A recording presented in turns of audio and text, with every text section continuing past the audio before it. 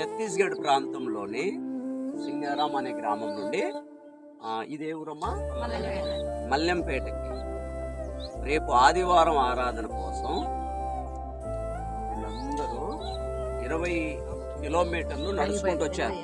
చర్చిని పక్కనే పెట్టుకొని కూడా, పక్కనే 3 అడుగులు పెట్టుకొని కూడా రాలేకపోయే సోమరులు ఉన్నారు.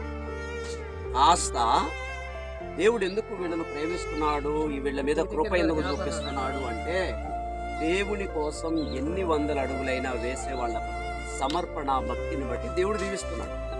మీకు కార్లు ఉన్నాయి, బైకులు ఉన్నాయి, సుమోలు ఉన్నాయి, ఖరీదైన బంగ్లాలు ఉన్నాయి, కానీ మీకు లేనిదేంటో తెలుసా? దేవుని మందిరానికి వెళ్ళాలన్న ఆసక్తి మీలో చచ్చిపోయింది. ఈ సాక్ష్యం వినండి. 25 కిలోమీటర్లు పాదాల మీద నడుచుకుంటూ మందిరానికి వస్తున్న వీళ్ళని చూసైనా మీరు తిరిగి క్రైస్తవ భక్తిలో బ్రతుకుదురుగాక.